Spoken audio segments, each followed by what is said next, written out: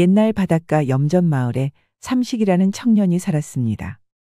이 삼식이는 너무나도 게을러서 일은 하지 않고 집에서 빈둥대기만 하였지요. 해서 하루는 아버지가 삼식이를 불렀답니다. 이놈 삼시가 다 큰 사내가 놀기만 하고 도대체 뭘 해먹고 살려고 그러느냐? 그런데 삼식이는 아무런 말이 없는 것이었습니다. 가만히 방문을 열어보니 삼식이가 퍼질러 자고 있는 것이 아니겠습니까? 참다 못한 아버지가 마침내 불호령을 내렸지요. 예끼, 이놈아, 공짜로 밥 먹이는 것도 정도가 있어야지. 더는 못 보겠으니 이 집에서 나가거라. 그런데 삼식이는 반성도 안 했는지 천연덕스럽게 대꾸하는 것이었습니다. 아니, 미처는 해줘야 나가든지 말든지 하지요. 기가 찬 아버지는 볼기를 칠까 하다가 광에서 소금 한 자루를 꺼내왔답니다. 이 소금을 줄 터이니 이걸로 장사를 하든지 말든지 하거라. 아버지도 참, 이 염전마을에서 누가 소금을 사 먹는데요? 보이는 게 바닷물이고 흔한 것이 소금인데. 낸들 아느냐? 그건 이제부터 네가 알아서 할 일이고. 자, 이제 쏙 나가거라. 졸지에 집에서 쫓겨난 삼식이는 마을 한복판에 퍼질러 앉았지요. 헌데 그러고 있으려니 점점 배가 고파오는 것이었습니다. 그리하여 삼식이는 터덜거리며 옆집 곱단이를 찾아갔습니다. 곱다나, 나 밥 한 끼 줄 수 있어? 게으름뱅이 삼식이잖아. 네가 뭐가 이쁘다고 밥을 주니? 그러지 말고 이 소금 한 국자 퍼줄 테니 밥 좀 줘봐라. 필요 없어. 널린 게 소금인데 왜 밥이랑 바꾸겠니? 곱단이의 핀잔에 삼식이는 아무 말도 못했답니다. 그래도 배가 너무 고팠기에 이번엔 언년이네를 찾았지요. 언년아, 밥 좀 주라. 삼식이구나. 게으름 피우다가 언젠가 집에서 쫓겨날 줄 알았다. 여기까지 소문이 퍼졌냐? 내 체면이 말이 아니다 정말. 너한테 체면이랄 게 있니? 자, 이거라도 받아. 삼식이가 받아보니 이건 언년이네 개인 멍멍이가 먹을 쉰밥이었지요. 그러나 별수가 없던 삼식이는 묵묵히 쉰밥을 먹었답니다. 그리고는 뭔가를 생각하는지 한참을 말없이 앉아있는 것이었습니다. 고맙다 언년아, 잘 먹었어. 그리고 잘 있어. 네가 웬일이래? 나한테 인사를 다 하고. 언년이가 돌아봤을 때 삼식이는 그 자리에 없었지요. 어느새 훌쩍 떠나버린 것이었습니다. 염전마을을 나선 삼식이는 소금 한 짐을 지고 터덜터덜 걸었습니다. 기왕 이렇게 된 거 서울 구경이나 해야겠다. 삼식이의 발걸음은 저 멀리 한양으로 향했답니다. 그렇게 내리 사흘을 밥도 굶어가며 걸었지요. 헌데 배가 고픈 탓인지 소금자루가 점점 무거워지는 것이었습니다. 이놈의 소금 쓸데도 없는데 확 버려버릴까? 소금자루를 버리려던 삼식이는 그래도 가진 게 이것밖에 없으니 차마 버릴 수가 없었지요. 해서 매일같이 고민만 하다 보니 어느새 한양에 도착하게 되었답니다. 여기가 한양이로구나. 희야, 별천지라고 하더니만 뭐가 달라도 확실히 다르구먼. 한양을 처음으로 본 삼식이는 눈이 휘둥그레졌답니다. 고래등 같은 기와집에 길거리에는 사람이 그득했습니다. 어디 그뿐입니까? 생전 처음 보는 물건들이 넘쳐나고 있었지요. 해서 이리 두리번 저리 두리번 하던 터라 어느새 날이 저물고 말았지요. 어이구, 시장해라. 백가죽이 등에 달라붙겠구먼. 하기야 사흘을 내리 굶었으니 배가 고플 수밖에요. 그러나 땡전 한 푼 없는 신세인지라 뭘 어떻게 먹고 살아야 할지 막막하기만 했답니다. 하는 수 없이 삼식이는 아무렇게나 남의 집 처마 밑에 주저앉았지요. 어휴, 이 넓은 한양에 내가 먹고 쉴 곳이 없구나. 하늘에는 별이 총총 떠 있었고 길거리에는 불빛이 가득했습니다. 허나 그 중에 삼식이의 것은 하나도 없었지요. 한숨을 쉬던 삼식이는 너무나도 배가 고파서 일단 무작정 주막으로 향했습니다. 주모, 여기 장국밥 한 그릇이 얼마요? 10푼이요. 그럼 2그릇 가져오시오. 내가 돈 대신 한양어치 일을 할 터이니. 그렇게 하시구려. 10푼짜리 국밥 2그릇으로 한양어치 일을 시킬 수 있으면 나쁠 것이 없었지요. 주모는 선선히 수락했습니다. 삼식이는 국밥을 정신없이 먹어치웠습니다. 두 그릇을 내리 비우니 이제야 좀 살 것 같았지요. 잘 자셨소? 그럼 가서 물 좀 길어오시오. 내일 쓸 물이 간당간당하니께. 알겠수다. 삼식이는 물지개를 메고 가서 물을 가득 길어왔습니다. 물통에 물을 10번쯤 부으니 땀이 비오듯 흘렀지요.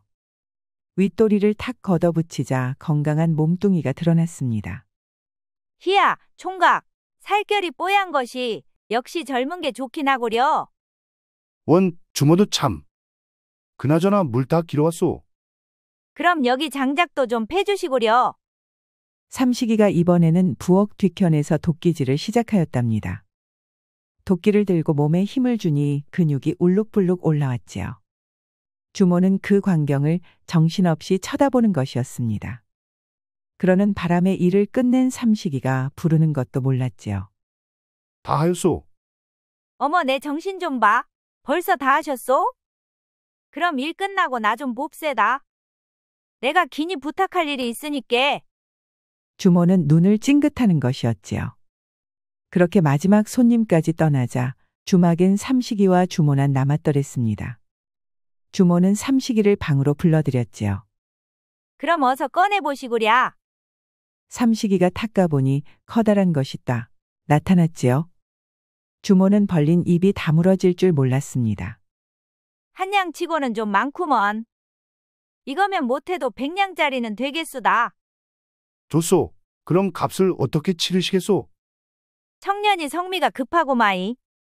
내가 내일도 밥을 해줄 터이니 그걸로 퉁칩시다. 좋소. 대신 좋은 반찬으로 부탁 좀 하겠소.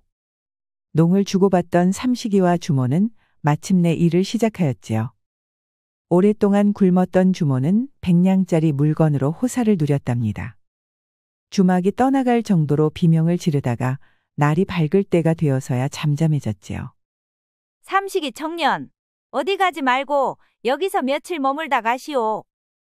삼식이의 팔을 베고 누운 주모는 너무나 만족스러워하였답니다. 그리하여 삼식이는 낮에는 주막 일을 돕고 밤에는 100냥짜리를 휘두르며 시간을 보냈습니다. 하루는 주모가 오늘따라 좋은 반찬이 들어왔다며 상을 차려주었지요. 기대하던 삼식이는 주모가 내온 것을 보자 얼굴을 찡그렸지요. 이게 뭐요? 바닷가에서 왔다는 청년이 고등어도 모르시오? 이게 서울에서는 한 냥짜리 반찬이오. 삼식이는 어이가 없었습니다. 주모가 내온 고등어는 상하기 직전인지 비린내가 장난이 아니었거든요. 헌데 주모의 표정을 보니 이게 한 냥짜리 값비싼 반찬이 맞는 것 같았지요. 한양에선 이런 맛없는 고등어를 한 양이나 주고 먹는단 말이오. 어메메, 이게 얼마나 귀한 것인데 무슨 소리요? 서울은 생선이 귀해서 돈 주고도 못 먹는 것이 고등어요. 그러자 삼식이는 방구석에 처박아둔 소금자루를 짊어지고 부엌으로 갔지요. 부엌에는 주모가 사온 고등어가 널려 있었습니다. 삼식이는 그 위에 소금을 살살 뿌렸지요. 귀한 소금을 그렇게 뿌리시오? 참나 고등어에 소금에 무슨 이런 호화로운 걸 다 만드시오? 주모의 볼멘 소리를 귓등으로 흘린 삼식이는 그날 주막에 모든 고등어에 소금을 끼얹었답니다. 그 다음 날이 되자 고등어에 물이 쫙쫙 빠지면서 아주 구수하고 짭조름한 냄새가 났지요. 그걸 불에 탁 구우니 글쎄 주막 바깥까지 냄새가 퍼지는 것이 아니겠습니까? 아니, 도대체 이게 무슨 냄새야? 아주 군침이 도는구먼. 그러게 말이오. 주모, 그게 무슨 반찬인지 모르겠는데 여기도 좀 내오시오. 손님들이 사방에서 냄새를 맡고 몰려오는 것이었습니다. 그렇게 해서 소금에 절인 고등어는 날개가 돋친 듯이 팔려나갔답니다. 삼식이는 주막 손님들을 붙잡고 물었지요. 한양 사람들이 똑똑한 줄 알았는데 간고등어도 모를 줄이야? 그동안 생선을 어떻게 먹고 사셨소? 그거야 멀리서 생선을 가져오니 반은 상하고 반만 간신히 가져와서 먹었지. 손님들의 말에 삼식이는 생각에 잠겼답니다. 그럼 내가 간고등어를 가져오면 사 먹겠소? 이를 말인가? 한 냥이 아니라 두 냥이라도 먹겠네. 삼식이의 고향에서 소금은 한 자루가 한 냥이었지요. 거기에 고등어도 한 마리가 아니라 한 손이 한 냥이니 둘을 합해도 강고등어 한 마리에 10푼이면 떡을 쳤답니다. 그걸 한 냥에 가져오면 두 냥이 되니 못해도 이문이 20배나 남는 것이었습니다. 삼식이가 가만히 계산해 보니 이거 퍽 괜찮은 장사거리가 될 것 같았습니다. 그리하여 삼식이는 주모를 붙잡고 말했지요. 주모, 우리 고향 마을에는 소금이 넘쳐난다오. 그러니 주모가 고등어 값만 내주면 내가 간고등어를 잔뜩 가져오겠수다. 그게 물어볼 말인가? 좋다마다. 알겠소. 그럼 약조한 거요. 그러시오. 근데 오늘은 늦었으니 호호호. 일단 내 방에서 자고 내일 가시구려. 해서 삼식이는 그날 밤 또다시 주모와 질펀한 밤을 보냈지요. 그리고는 다음날 일찍 주모에게 열량을 빌려 고향으로 향했습니다. 집으로 곧장 향한 삼식이는 광에서 소금자루를 모조리 꺼내 실었지요.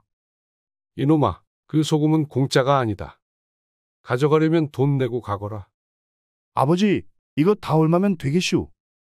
못해도 한 냥은 받아야 쓰겄다. 두 냥 드릴 테니 이젠 아무 말 마시오. 그놈 바깥바람을 쐬더니 정신이 들었나 보구나. 좋다, 다 가져가거라. 소금을 몽땅 수레에 실은 삼식이는 이번엔 고등어가 많이 잡히는 충청 삼길포로 향했지요. 마침 삼길포에서는 고등어 잡이가 한창이었습니다. 이보시오, 어머님들. 8냥을 드릴 테니 고등어를 수레에 가득 실어주시오. 8냥이나 준다고 하니 어부들이 앞다퉈 고등어를 가져왔답니다. 삼식이는 그 자리에서 곧바로 소금을 치면서 고등어를 차곡차곡 실었습니다.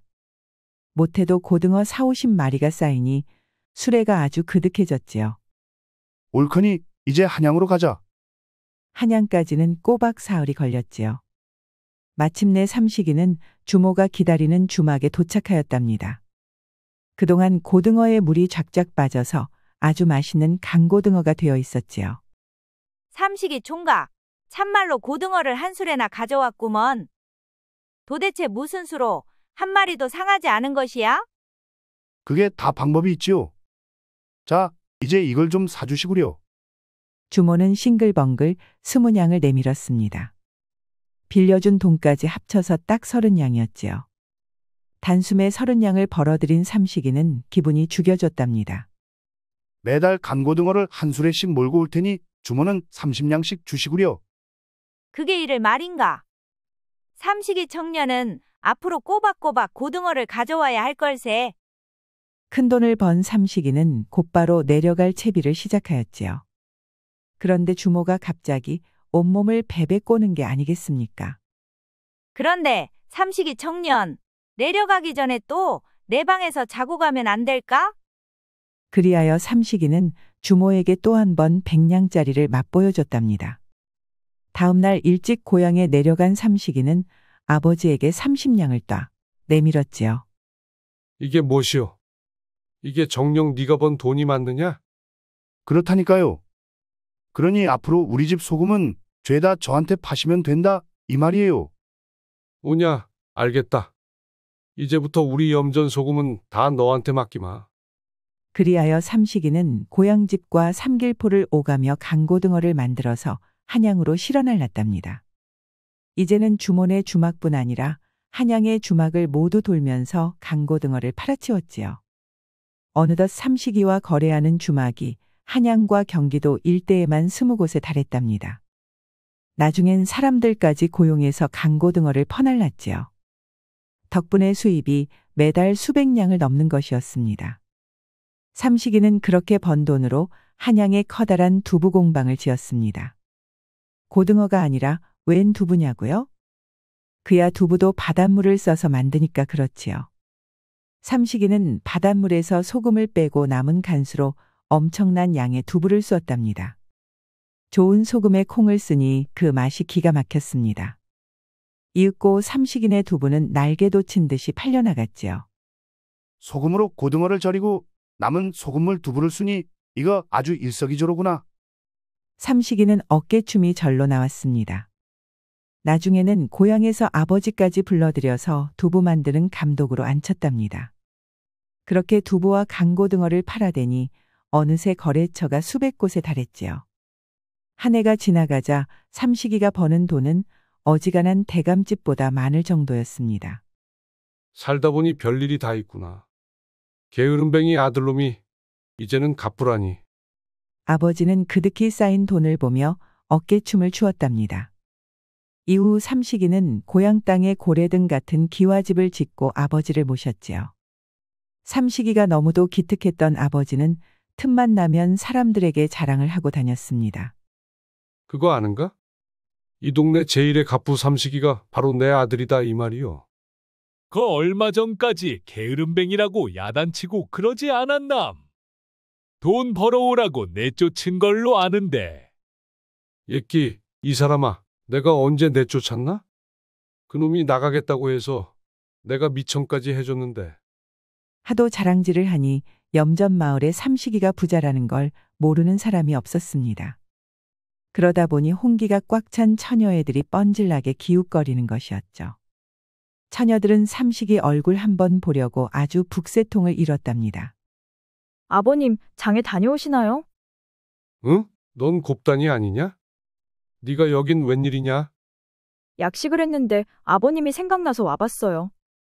한번 드셔보셔요.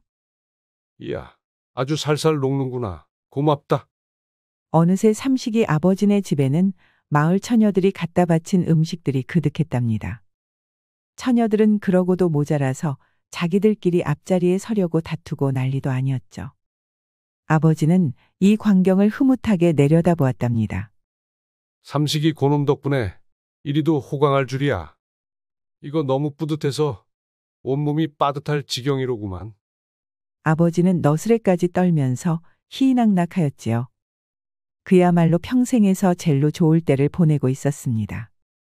한편 삼식이는 두부며 강고등어를 팔아 치우느라 전국을 돌고 있었답니다. 심지어 요새는 청나라 상인들까지 드나드는 통에 그야말로 눈코 뜰 새 없이 바빴지요. 하루는 삼식이가 상단을 이끌고 청나라 닝보항에 왔을 때였습니다. 응? 저 사람들은 대체 뭔가? 조선 땅에서 잡혀온 사람들이다 해. 저들은 노비로 팔면 비싼 값을 받는다 해. 누더기꼴을 한조선인들이 쇠사슬에 묶인 채 주르륵 끌려오는 것이 아니겠습니까? 이국 땅에서 고통받는 동포들을 보니 삼식이 마음이 미어졌지요. 이보시오, 노예상인 양반. 저 노비들이 다 얼마요? 다 합쳐서 100냥이다 해. 예쏘 받으시오. 삼식이는 그 자리에서 조선인 노비들을 다 풀어줬지요. 거기다 고향으로 돌아갈 여비까지 넉넉하게 주었답니다. 모두가 굽실거리며 절을 하고 떠나는데 어째 한 여인이 남아있는 것이 아니겠습니까? 처자는 왜 가지 않고 계시오? 혹시 노자돈이 모자라시오? 그런 게 아닙니다. 그럼 어째서 그러고 있으시오? 그게 고향이 어딘지 도무지 생각이 나지 않는군요. 처자는 잡혀올 때 머리를 다쳤는데 그 이후로 기억을 잃어버렸다는 것이었습니다. 그러고 보니 처자의 이마에는 상처가 있었지요. 허나 그럼에도 불구하고 처자는 이목구비가 오똑하고 눈매가 시원스런 것이 그야말로 절색이었지요. 거기다 태도가 기품있고 고와한 것이 아무래도 귀한 집안 여식인 것 같았지요. 갈 곳이 없다면 날 따라오시오. 우리 상단에 일자리를 마련해 줄 터이니. 감사합니다, 행수 어른. 그나저나 이름이 어떻게 되시오? 그게 사실 제 이름도 기억이 나지 않습니다. 그럼 내가 하나 지어드리리다. 소양이 어떻소? 소양은 고향을 그리워한다는 뜻이었죠. 소양 처자는 꾸벅절을 하는 것이었습니다. 그리하여 소양은 삼식이의 상단에서 일을 하였답니다. 처음에는 청소를 하거나 상품을 옮기는 허드렛 일을 하였는데 곧잘 해치우는 것이었죠. 하여 더 어려운 상품 관리를 맡겼는데 그것도 손쉽게 해내는 것이 아니겠습니까? 소양 처자, 앞으로는 내 옆에서 상단의 일을 도와주면 좋겠소. 제가 도울 일이라면 뭐든지 시켜만 주시지요. 상단이 너무 커지면서 삼식이는 어려움을 많이 느끼고 있었지요. 그런데 소양 처자가 나서면 복잡한 일들이 척척 정리되는 것이었습니다. 그리하여 삼식이는 소양이에게 더욱 많이 의지하게 되었답니다. 응? 아직도 불이 켜져 있군. 하루는 삼식이가 바깥에서 돌아오니 소양이가 산더미 같은 장부를 옆에 두고 꾸벅꾸벅 졸고 있는 것이었죠. 그 큰 상단의 일을 전부 처리하느라 늦은 밤까지 무리를 한 모양이었습니다. 해서 소양은 삼식이가 다가오는 줄도 모르고 있었지요. 이 가느다란 어깨에 너무 많은 짐을 지었구나. 삼식이는 늘 성실하고 최선을 다하는 소양의 모습에 자꾸만 끌리고 있었습니다. 사실 삼식이 본인이 좀 불성실한 친구입니까? 나이를 먹도록 게으름만 피우던 게 바로 삼식이었죠. 헌데 소양은 삼식이가 부탁한 일이라면 밤을 새워서라도 해내곤 하였지요. 그 정성을 보고도 어찌 소양이 이뻐 보이지 않을 수 있겠습니까? 아, 행수님 오셨나요? 장부는 다 정리해두었습니다. 받으시지요? 아니요, 장부는 되었소. 그보단 쉬엄쉬엄 하면서 하시구려. 그제야 잠에서 깬 소양이 방긋방긋 웃으면서 장부를 내밀었지요. 헌데 삼식이는 혹여 소양이가 과로라도 할까 싶어 도저히 잘했다는 말을 할 수가 없었습니다. 기억을 찾기 전에 몸이라도 상하면 본말 전도가 아니겠소. 알겠습니다. 허나 제가 좋아서 하는 일이니 괴념치 마시지요. 고집하고는 알겠소. 그날 이후로 삼식이는 하루가 멀다 하고 소양이를 데리고 밖으로 나갔답니다. 상단에 두었다간 계속해서 일만 할 게 뻗쳤으니까요. 해서 삼식이는 소양과 함께 전국의 명승고적과 별미를 찾아 유람을 다녔습니다. 상단 일이 바쁜데 저 같은 계집에게 너무 시간을 많이 쓰십니다. 그런 소리 말구려. 이러다가 혹 기억이 돌아올지 누가 알겠소. 삼식이의 다정한 말에 마침내 소양이의 눈에서 눈물이 흘러내렸지요. 행수님, 저는 기억이 돌아오지 않아도 괜찮습니다. 행수님 옆에 있을 수만 있다면 그걸로 행복합니다. 사실 두 사람의 마음이 같았답니다. 둘은 어느새 뗄래야 뗄 수 없을 만큼 가까운 사이가 되었던 것이지요. 소양 처자, 그대가 없으면 더 이상은 살 수 없을 것 같소. 제 마음도 행수님과 마찬가지여요. 삼식이는 더 참지 못하고 소양을 으스러지게 껴안았지요. 둘은 입을 맞추고 이윽고 서로의 마음까지 확인하였답니다. 둘이 한양으로 돌아가는 길이었습니다. 하루는 목포의 게장집에 들렸을 때였죠. 만나게 게장을 먹던 소양이가 갑자기 눈물을 주르르 흘리는 것이 아니겠습니까? 왜 그러시오? 혹시 기억이 돌아온 것이오? 예, 제 고향은 봄마다 꽃게잡이를 하던 곳이었죠. 다른 것은 몰라도 이 꽃게만은 기억에 생생하다는 것이었습니다. 삼식이는 혹시 목포의 딸을 잃거나 납치당한 집이 있는지 알아오도록 하였지요. 그러자 목포 명문가 김대감댁이 3년 전 해적들에게 딸을 잃었다는 말을 듣게 되었지요. 아니, 윤아야, 이게 꿈이냐 생시냐? 천지신명이 도왔구나. 연아야, 잘 돌아왔다. 김대감 내외는 소양을 보자마자 눈물을 터뜨렸답니다. 지켜보던 삼식이도 함께 울었지요. 아버님, 어머님, 이분은 제 은인이신 삼식 행수님입니다. 자네가 우리 딸을 구한 건가? 고맙네. 김대감은 앞으로 삼식이의 상단을 후원하겠다며 단단히 약조를 하였지요. 허나 사실 삼식이와 소양이 바라는 것은 그게 아니었지요. 둘은 내심 혼례를 허락받고 싶었답니다. 헌데 문제는 신분이었습니다. 지체 높은 김대감댁으로서는 평민인 삼식이와의 혼례가 당치도 않은 일이었지요. 그건 재산이 아무리 많아도 어쩔 도리가 없는 일이었답니다. 잘 사시오 소양? 아니, 연하 처자. 결국 삼식이와 소양은 눈물을 뿌리며 헤어질 수밖에 없었습니다. 한양으로 올라온 삼식이는 더욱 사업에 집중하였지요. 이제 조선 팔도에서 재물이라고 하면 모두가 삼식이를 떠올릴 지경이 되었답니다. 어찌나 돈이 많은지 삼식이가 돈을 풀면 한양 도성의 땅을 모조리 살 수 있다는 말까지 돌았지요. 허나 삼식이는 쓸쓸하게 웃을 뿐이었죠. 이 많은 돈이 다 무슨 소용인가? 정작 가지고 싶은 것은 내 손에 없는데. 그러던 어느 여름이었습니다. 유난히 무더위가 기승을 부리던 해였지요. 커다란 태풍이 조선을 덮친 것이었습니다. 무엇이라고요? 조선 팔도에 가옥과 전답을 잃은 이가 수만 명이나 된단 말입니까? 아, 글쎄 그렇다니까. 우리야 돈이 넘쳐나는 집구석이니 괜찮지만 당장 우리 고향만 해도 아주 결단이 나버렸어야. 아버지의 말에 삼식이는 깜짝 놀랐지요. 수많은 사람들이 태풍으로 살 곳을 잃고 떠돌이가 되었으니까요. 그러자 삼식이가 나섰지요. 삼식이는 수백만 양의 돈을 풀어 빈민들을 구휼하고 무너진 집과 논밭을 다시 일궜답니다. 아이고, 백성들 먹이느라 나간 돈이 벌써 수백만 양이다. 그렇게 돈을 풀어도 괜찮겠느냐? 돈은 돌고 돌아야 돈이지요. 번 만큼 써야 돈도 좋아한다 이 말입니다. 그래, 네가 하는 일이니 오죽 잘하겠느냐? 이 애비는 너만 믿는다. 아버지도 삼식이가 대견했는지 더 이상 아무런 말도 하지 않았지요. 그렇게 삼식이는 전 재산을 풀어 사람들을 구했답니다. 그 덕에 굶어 죽지 않은 백성들이 입을 모아 삼식이를 칭찬했지요. 일이 다 끝나자 삼식이에겐 집 한 채와 강고등어 사업만이 남았습니다. 원래 하던 일로 돌아왔지 뭐. 돈이야 다시 모으면 그만이렸다. 상단을 날렸지만 삼식이는 눈 하나 깜짝 안 했습니다. 다시 한번 수레를 끌며 강고등어를 팔았지요. 그렇게 삼식이가 한양 주막집에 납품을 하고 나오는데 누군가가 불러 세우는 것이었죠. 거기 수레를 끄는 상인분.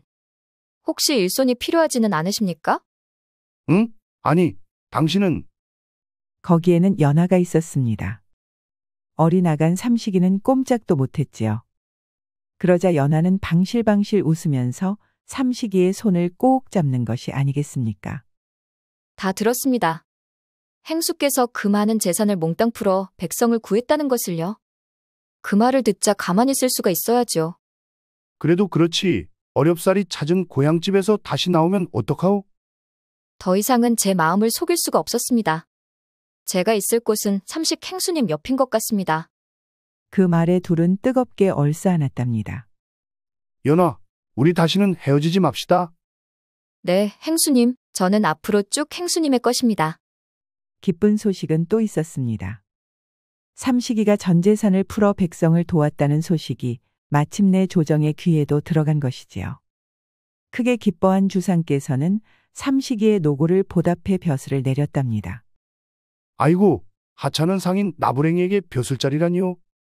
천부당 만부당합니다요. 행수님, 그러지 말고 받아들이시지요. 응? 연아, 그게 무슨 말이오? 받은 다음 사양하셔도 양반 신분은 얻으실 수 있을 것입니다. 옳거니 내가 양반이 되면 제 아무리 장인어른이라도 혼약을 허락하실 것이다 이거로군. 연하의 묘안에 삼식이는 무릎을 탁 쳤지요. 그 말대로 삼식이는 벼슬을 받자마자 거절하였답니다. 그래도 예상했던 대로 양반의 신분은 그대로 남았지요. 덕분에 혼례를 반대하던 연하의 부친도 마침내 고집을 꺾고 둘의 사이를 허락을 하였답니다. 역시 대단하시오, 부인. 아닙니다. 산더미 같은 재물을 촉에같이 던지신 서방님의 대범함이 더 대단하지요. 하하, 재물이 아무리 많아도 사드릴 수 없는 것이 있다는 것을 알아버려서 그렇다오. 네? 그것이 무엇입니까? 천하의 부인도 모르는 것이 있구려. 하여간 그런 게 있다오. 둘은 마침내 경사로이 혼례를 치르게 되었지요. 혼례가 벌어지던 날 그동안 삼식이에게 도움을 받은 사람들이 몰려들어 그야말로 인산인해를 이뤘답니다. 사람들은 다 함께 삼식이와 연하의 혼인을 축하해 주었지요. 첫날 밤이 되자 삼식이는 그 무시무시한 물건을 따 공개하였지요. 연하는 삼식이의 쇳덩이를 보고 기겁을 했답니다. 뭐 일이 큰 게 다 있담. 이러다 까무러치겠어요, 서방님. 그러거나 말거나 삼식이는 끝없이 들어갔지요. 연하는 비명을 지르다가 나중에는 한 번 더 하며 흥겹게 소리를 질렀답니다. 아니, 어째 힘을 쓸 때마다 무슨 절구대 치는 소리가 난다냐? 참으로 100냥짜리 물건이요. 100냥은 무슨? 저것은 100만냥짜리 물건이 틀림없는 듯하이. 그렇게 둘은 아들, 딸 많이 낳고 행복한 나날을 오래도록 함께했다고 합니다. 언년아, 너 또 삼식이네 집에 가는 것이야? 꿈깨라 꿈깨. 삼식이 혼례 치른 지가 언젠데?